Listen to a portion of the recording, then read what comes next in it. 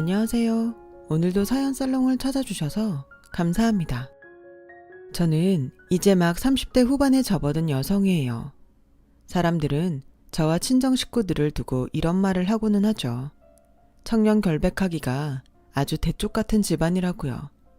저는 그 말이 저희 가족들을 정말 잘 표현하는 말이라고 생각해요.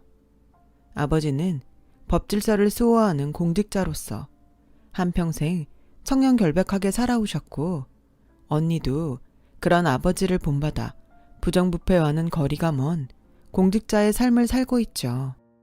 그런 집안 내력은 당연히 저에게도 이어졌어요.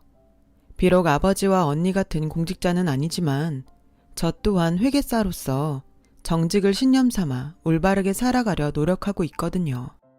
물론 험하디 험한 세상이니만큼 눈 한 번 딱 감으면 누릴 수 있는 이권이 참 많은 회계사라는 직업을 가지고 있기에 돈과 관련된 부정한 청탁을 종종 받고는 했어요.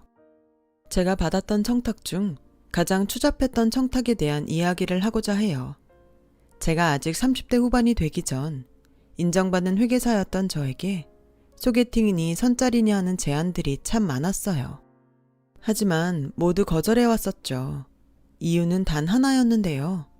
오로지 저의 능력만을 보고 주선된 혼사들이었기 때문이었어요. 그랬던 저에게도 봄은 찾아왔고 꽃같은 사랑도 나타났죠. 한때나마 꽃같은 사랑이 되어주었던 그 남자는 무척 전도 유망한 중소기업 사업가의 외동아들이었어요. 시작부터 대쪽 같은 집안이니 정직이 신념이니 하더니만 결국 전도 유망한 중소기업을 혼자 상속받을 상속자라는 신분에 넘어가다니 말이 되나? 순간 이게 뭔가 싶으셨죠? 당연히 절대 아니었습니다. 저를 반하게 만들었던 건 그 남자의 성품이었어요. 요즘 친구들 같지 않게 반듯하고 정직한 모습이 마치 저의 아버지를 보는 것 같았거든요. 그 바른 생활 사나이와 저는 짧지만 뜨거운 사랑을 나누었고 오래지 않아 결혼 준비를 시작했어요. 그리고 예비시모를 처음 만나는 날 저는 속으로 외쳤어요. 이 집안이야말로 내가 진정 찾던 시댁이로구나. 왜 그런 말도 있잖아요. 자식은 부모의 거울이고 자식을 보면 그 부모가 보인다. 예비시댁은 그 말이 딱 맞는 집안이었어요. 바른 생활 사나이 남편만큼이나 시모도 무척이나 반듯한 사람으로 보였거든요. 보이는 것뿐만 아니라 말에 담겨있는 가치관도 반듯하구나 싶었어요.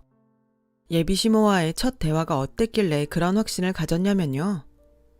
결혼도 전인데 시모랍시고 이런 얘기 꺼내도 되는지 잘 모르겠다만 그래도 한 번은 꼭 짚어야 되는 문제라고 생각해서. 그럼요. 중요한 얘기면 꼭 짚고 넘어가셔야죠. 내가 사업을 괜찮게 한다고 해서 유산 같은 건 크게 기대하지 않았으면 좋겠어. 네? 내 회사가 어디 나 혼자만의 회사니? 다 우리 직원들 덕분이지. 우리 직원들이 피땀 흘려 고생해 가면서 이만큼 키워왔고, 그래서 난 우리 회사는 나만의 것이 아닌 직원들 모두의 회사라고 생각해. 어머님이 창업주라는 이유로 아들에게 불법 경영세습은 하지 않겠다는 말씀인 거죠? 당연하지.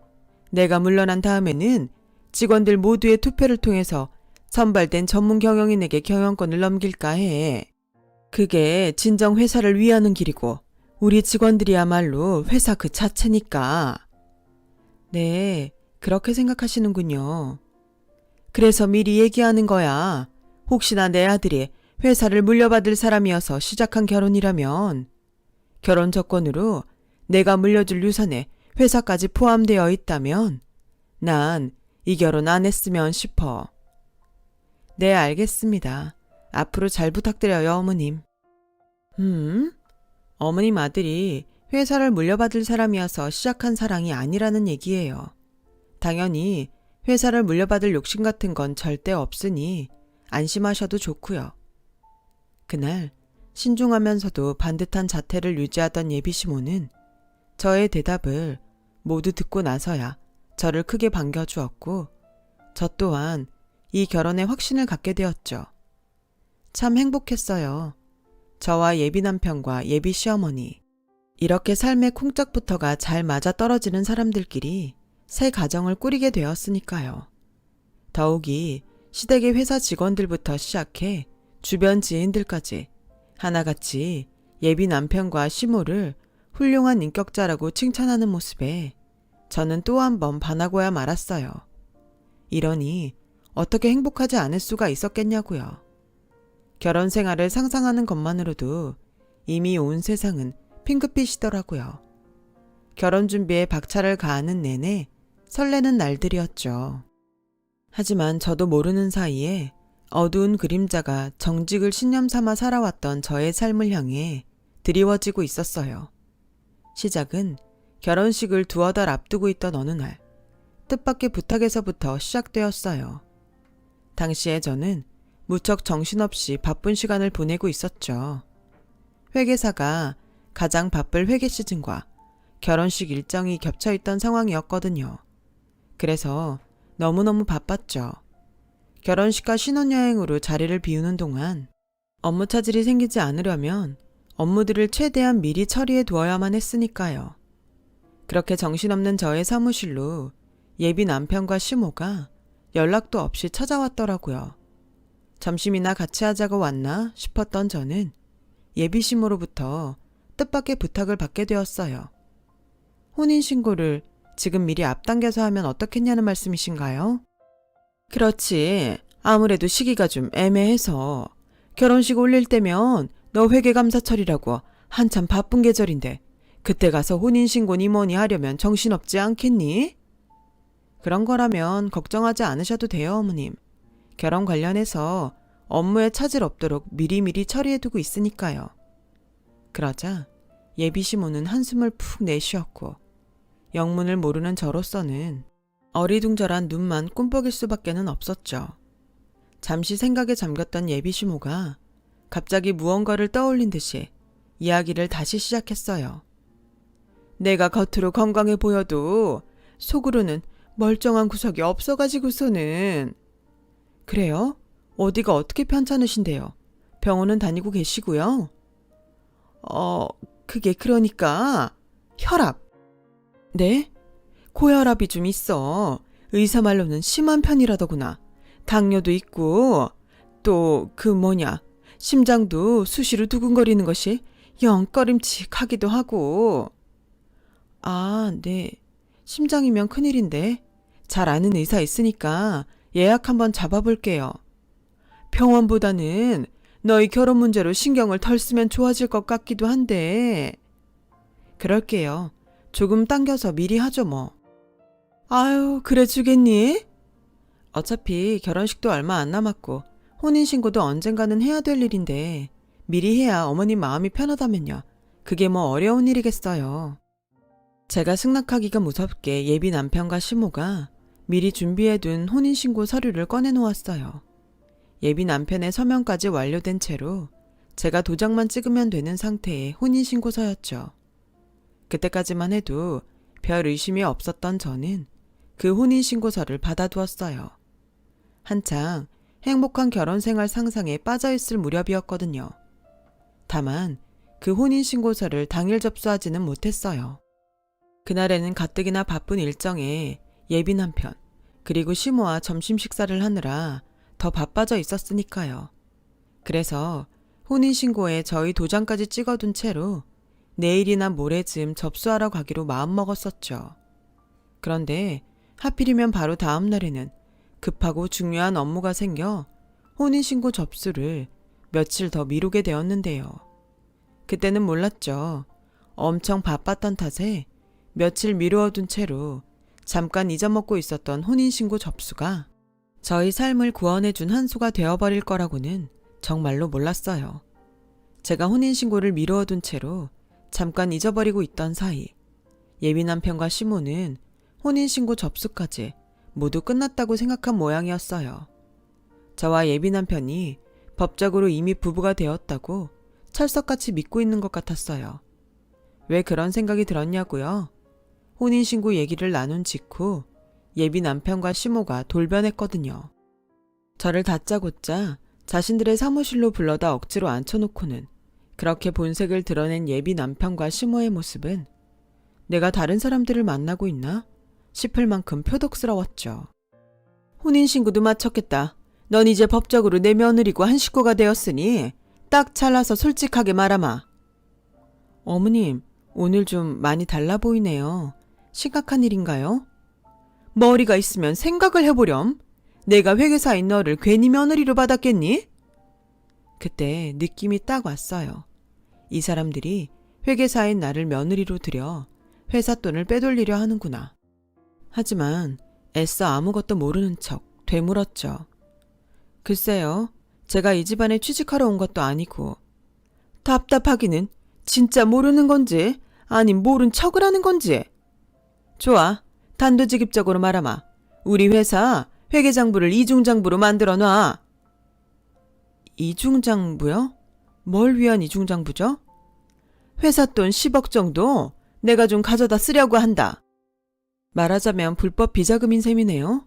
불법 횡령이고. 왜? 행여 시애미가 회사 돈 10억 빼돌려다 혼자 쓱싹 해먹을까봐. 그런 걱정일랑 집어넣거라. 10억 중 1억 정도는 결혼식 선물로 너에게 줄 생각이니. 와, 1억이요? 돈 벌기 참 쉽다. 그쵸? 눈 한번 딱 감으면 1억이 뚝 떨어지고. 근데 겨우 그런 걸로 저를 구워 삶을 수 있다고 생각하셨다면 오산인데?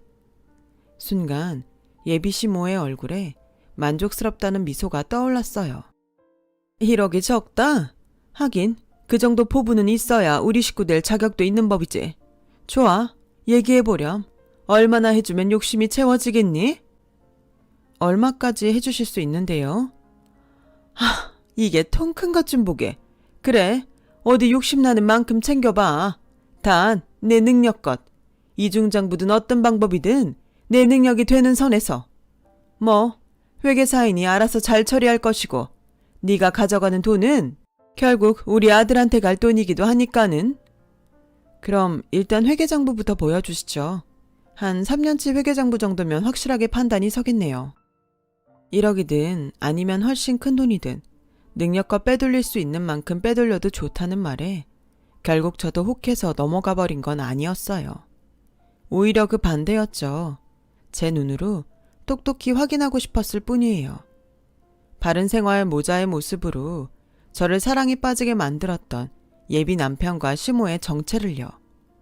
그렇게 저의 손에는 3년치 회계장부가 쥐어졌어요.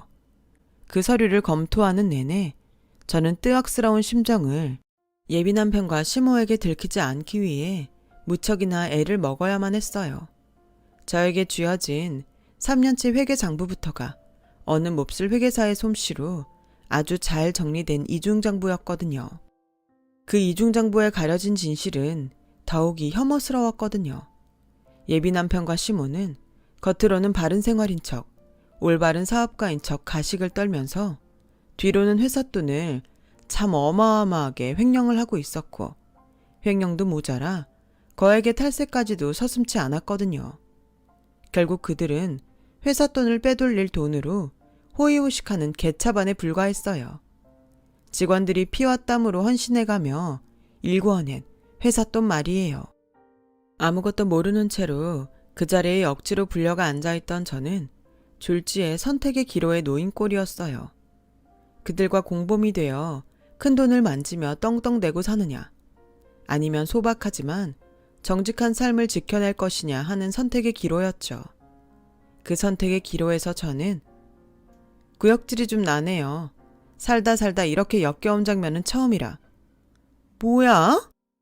바른 생활 사나이였던 남편의 모습도, 회사는 직원들의 것이라던 어머님의 모습도 사실은 저를 속여서 결혼시키기 위한 연기였다는 사실이 이렇게 빤히 보이는데 어떻게 구역질이 안 나고 배기겠냐고요.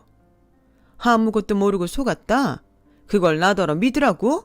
시애미를 멍충이로 보는 것도 아니고 정말 까놓고 세상 동욕심 없는 사람이 어딨다든. 다들 그렇게 사는 거고 좋은 게 좋은 거지. 세상에는 그렇지 않은 사람이 더 많아요. 왜 그걸 모를까? 새파랗게 어린 년이 어디서 훈계질이야 훈계질은. 그러는 넌 뭐가 얼마나 떳떳하다고? 난 떳떳해. 하늘을 우러러 한 점 부끄럼 없이 살아야 한다고 배우면서 자랐고 배운 그대로 잘 지키면서 살아왔어. 됐지? 그렇게 쏘아붙인 제가 자리를 박차고 나가려는데 예비 시모가 거칠게 앞을 막아서더군요. 가긴 어딜 가? 회계감사 시즌 몇 주나 남았다고.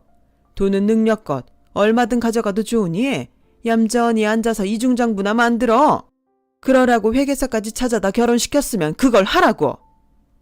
아, 이제 좀 알겠네. 이래서 결혼식 전에 혼인신고를 서둘러야 했구나. 지병이니 뭐니 핑계까지 대가면서. 하긴 얼마나 마음이 급했겠어. 회계감사 시즌 전에 며느리 도장을 찍어 놔야 가족이랍시고 엮어서 불법 행영이나 하는데 마음 편히 써먹을 테니까. 그치? 그렇다면 그게 다 맞는다 한들 니까지 것이 뭐 어쩔 건데? 혼인신고 끝났어. 너 이제 내 며느리야. 며느리면 누가 뭐래도 가족이고 한 가족끼리는 원래 같은 배를 타는 법이야. 그래서 나 지금 다행이라고 말하고 있는 거거든요. 몰랐나 본데 혼인신고 서류 아직 내 책상에 있다고요. 알겠어요? 뭐? 결혼? 내가 지금 이 자리에서 파혼 선언하고 돌아서면 끝나. 법적으로도 아무 사이 아니라고 우리. 왜? 혼인신고 접수 아직 안 했으니까. 그러니 얼마나 다행이야. 그땐 못 모르고 혼인신고까지 해버렸으면 앞으로 내 꼬라지 안 봐도 뻔하잖아. 혼인신고에 엮여서 평생을 회사 돈 빼돌리는데 이용당하는 회계사 며느리. 이년이 지금 시애미 앞에서 떠드는 말본새가 아주. 너 그 애비가 그렇게 가르치디? 아줌마, 혼인신고 안 했다고요. 까짓 거 예식장이니 청첩장이니 취소만 하면 끝이라고요. 정 못 믿겠으면 주민센터 전화해 보시고 경고하는데 앞으로는 그렇게 살지들 말어. 회사 돈 불법으로 빼돌리는 것도 나쁘지만 앞에서는 착한 사람인 척 뒤통수나 치고 다른 사람 착취하는 건 더 나빠. 뭐 이렇게 얘기한다고 해서 개차반이 사람 되겠냐마는. 예비 남편과 시모가 뭐라 욕짓거리를 터뜨리거나 말거나 저는 파혼을 선언하며 유유히 사무실을 빠져나왔어요. 정말 다행인 일이었고 신의 한 수였죠. 바쁜 업무에 치여 혼인신고를 잠시 잊었던 것 말이에요. 그게 아니었다면 전 지금쯤 가족이라는 미명 아래 이중장부를 작성해 그들의 횡령을 도와야 하는 결혼관계에 엮인 채로 어쩔 수 없는 공범처지가 되어 있을지도 모르는 일이었으니까요. 그로부터 얼마 뒤 마침내 본격적인 회계감사 시즌이 되었어요. 예비 남편과 시모의 중소기업은 외부 회계감사를 받게 되었죠. 외부 회계감사를 담당할 곳으로 유명 공익회계법인이 선정되었어요. 그리고 그 회계감사 담당자로 개차반들의 사무실에 방문한 사람은 다름 아닌 저였어요. 그동안 저는 청년 결백함과 능력을 인정받은 덕분에 유명 공인 회계법인에 스카웃되어 있는 상태였거든요. 하지만 자신들의 모든 비리를 알고 있는 제가 모습을 드러냈음에도 불구하고 개차반들은 무척 당당한 모습이었어요. 저는 그런 모자를 보며 마음을 다잡았죠. 대단한 준비를 해두었음을 직감했기 때문이었어요. 아니나 다를까 제가 들춰본 장부들마다 10원 한 장 틀림없이 아주 잘 정리가 되어 있더라고요.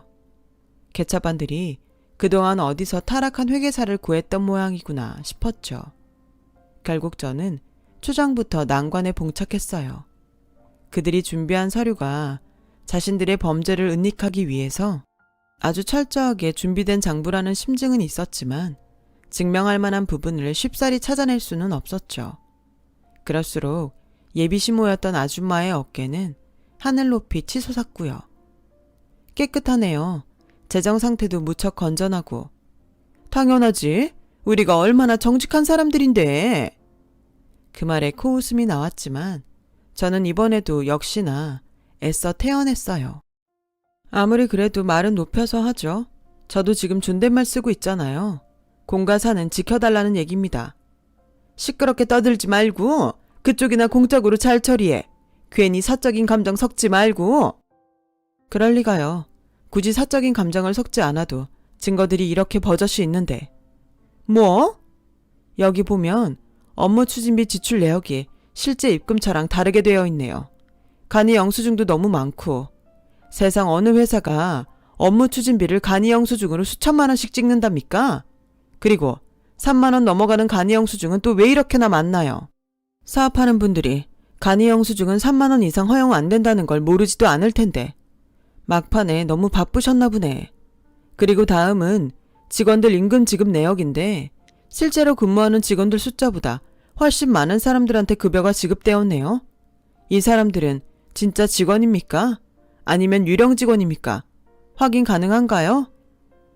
직원들 숫자야 뭐 근래에 이래저래 퇴사한 사람들이 워낙에 많다 보니까. 그래요. 그렇게 퇴사한 사람들이 많은데 퇴직금 지급 내역은 왜 이렇게 적죠? 어라? 그러고 보니까 원자재를 매입했다고 되어 있는 비용도. 그럴 리가요. 원자재비는 절대로 문제 없습니다. 진심입니다. 전 아직 아무 말도 안 했는데요, 여사님. 어쨌든 이상하네요. 매입했다고 되어 있는 원자재에 비해 발주량과 생산량이 턱없이 적은데 그럼 남은 원자재들 모두 창고에 보관하고 있겠죠? 보여줄 수 있나요? 그랬어요. 그날 제가 태어날 수 있었던 이유는 끝끝내 횡령의 증거들을 포착해 내었기 때문이었어요. 아무리 완벽하게 준비한다고 노력한 장부라고 해도 급조한 이중장부는 결국에는 흔적이 남기 마련이거든요. 저는 그렇게 회계장부 조작과 배임 및 횡령, 그리고 탈세가 의심되는 정황 모두를 조목조목 지적했고 그때마다 매번 땀을 뻘뻘 흘려가며 제대로 한마디를 대답하지 못했던 예비 남편과 시모가 저를 결국 조용히 불러내었어요. 그리고는 예비 남편이 누가 오지는 않나 망을 보는 사이 예비 시모가 아주 은밀하게 저의 품속으로 이건 뭐죠? 봉투? 어디서 많이 본 그림인데? 딱 열어보면 안에 5만원권 다발로 막 들어있을 것 같고 다른 뜻은 없고 그날 너한테 막말을 좀 한 것 같아서 사과 차원으로다가 조금 마련해봤어. 내가 당신들을 볼 때마다 드는 생각이 딱 이거야. 세상 돈 벌기 참 쉽구나. 나쁜 마음 먹고 눈 한 번 딱 감으면 너무 쉽구나. 그럴수록 정신 더 바짝 차려야겠구나. 왜 자꾸 이러니 우리 사이에? 딱딱하게 굴지 말고 파업 보상금이다 생각하고 넣어도 모자라면 얘기하고 이번 회계감사만 잘 넘기게 해주면 아주 두둑하게 챙겨줄 수 있다. 바로 그때 예비 시모가 저에게 뇌물을 건네려는 현장으로 제가 개차반들의 각종 범죄 혐의 정황을 포착하던 순간에 은밀하게 연락해두었던 친정아버지와 친언니가 나타났어요. 그런 내막을 모르던 예비 시모는 갑작스런 옛 사돈댁들의 등장에 고개만 갸웃거릴 뿐이었죠. 또 그때 친정아버지가 예비 남편과 시모를 뇌물 공여죄 현행범으로 검거하며 외쳤고 이어서 친정언니도 공무원증을 내어 보이며 외쳤어요. 심옥순 씨 그리고 김철수 씨를 뇌물 공여죄 현행범으로 긴급 체포합니다. 변호사 선임할 수 있고 지금부터 하는 말은 법정에서 불리하게 작용할 수 있어요. 묵비권도 보장됩니다. 유감이지만 두 분의 땡땡 상사는 현 시간부로 국세청 세무조사 대상이 되었음을 알립니다. 앞으로 많은 협조 부탁해요. 공무집행 방해 혐의까지 더하고 싶지 않다면요. 그러자 한참을 멍하니 상황 판단을 하던 예비 남편의 얼굴은 사색이 되었고 예비 시모는 주저앉아 넋을 놓았더군요. 법질서를 수호하는 공직자로서 한평생 청년 결백하며 살아오신 친정아버지는 경제범죄 수사팀에 근무하는 형사거든요. 아버지를 본받아 부정부패와는 거리가 먼 공직자의 삶을 살고 있는 언니는 개차반들의 중소기업 관할 세무서 공무원이었고요. 결국 제 친정아버지의 손에 연행되었던 모자는 애타는 구원의 눈빛으로 저를 돌아보았고 정직이라는 신념을 올곧게 지키며 살아온 회계사인 저 또한 그 모자에게 마지막 한마디를 했습니다. 파혼하면서 경고했잖아요. 앞으로는 그렇게 살지 말라고. 회계감사 결과는 장부를 더 뜯어보고 해야 알겠지만 장부 조작과 이중장부 그리고 대표이사의 횡령 및 배임 혐의가 확실한 이상 아마도 두 분의 회사는 저는 오늘도 청년 결백한 회계사로서의 삶을 이어가고 있어요. 예비 남편과 시모는 어떻게 되었냐고요? 그날의 회계감사에서 제가 개차반들의 회사에 내린 회계감사 결과는 부정적 의견이었어요. 부정적 의견이 뭔지 쉽게 설명드리자면 회사 재정의 건전성이 심각하게 훼손되었으며 언제 망해도 이상하지 않을 만큼 위태로운 재정 상황이라는 뜻이기도 하고요. 모든 원인은 그 모자가 회사 돈을 어마어마하게 빼돌려 먹은 탓이었죠. 그리고 제가 예상했던 심각한 결과, 그대로 되었어요. 제가 회계감사 결과로 발표한 부정적 의견으로 인해 그들의 회사는 상장 폐지가 되었고 결국 거지꼴이 되고야 말았죠. 뇌물 공여, 배임 및 횡령, 탈세 등의 혐의로 징역살이를 하고 있는 그 모자가 형기를 마친 뒤에는 모든 금액들에 대한 반환 소송과 추징금까지 얻어맞을 예정이니 그야말로 진정한 알거지가 되어버린 셈이랄까요. 정직을 지키며 살아가기 너무도 어려운 세상. 제 아무리 올바른 사람이라도 그놈의 돈노름에 눈 뒤집히기 십상이라지만 저희 식구들은 꿋꿋하게 올바른 삶을 지켜나가라고 합니다. 들어주셔서 감사합니다. 바른 삶을 살아가시는 여러분들의 앞날이 꽃길이길 진심으로 바랍니다. 여러분, 사연 댓글에 응원과 현명한 조언 부탁드려요. 좋아요와 구독은 저에게 큰 힘이 됩니다. 오늘도 좋은 일 가득하세요.